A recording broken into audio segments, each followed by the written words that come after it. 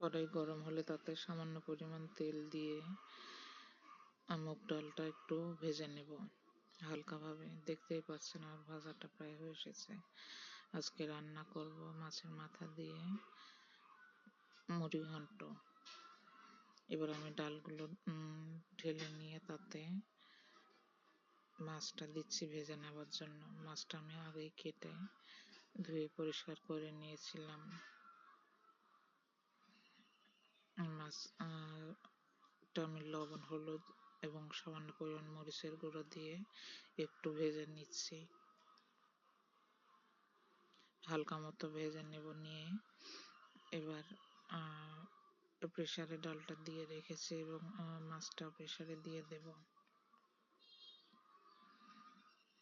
এবং তাতে পরিমাণ মতো পানি দিয়ে পেঁয়াজ মরিচ কুচি দিয়ে দুইটা শীষ দিয়ে নেব যাতে তাড়াতাড়ি হয়, যার কারণে আজকে আমি প্রেসারেই দিচ্ছি।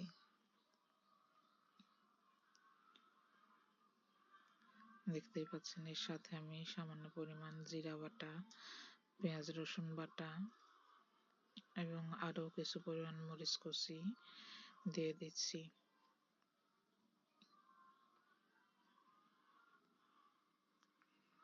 এবং সামান্য পরিমাণ লবণও দিয়ে দিচ্ছি। লাগলে প্রয়োজন মতো আবার পরে দিয়ে নেব। 1 চামচ পরিমাণ ধনিয়া গুঁড়া, 1 চামচ পরিমাণ হলুদের গুঁড়া দিয়ে দিচ্ছি। এবার একটু নাড়াচাড়া করে প্রেসারের ঢাকনাটা আটকে দেব।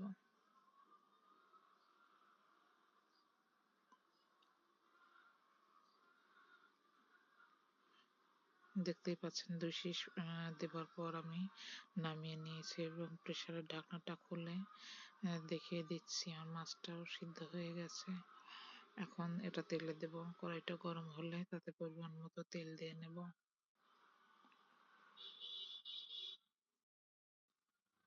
এতে 2টা পেঁয়াজ কুচি দিয়ে নেব। কিছুটা লাল হওয়া পর্যন্ত একটু নাড়াচাড়া করে ভেজে নেব। সামান্য পরিমাণ জিরা ফোড়ন দেব।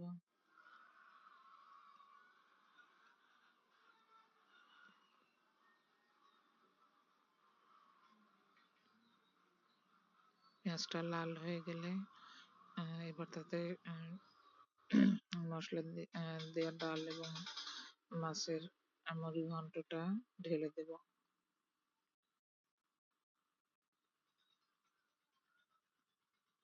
একটু নাড়াচাড়া করে মিশিয়ে দেব।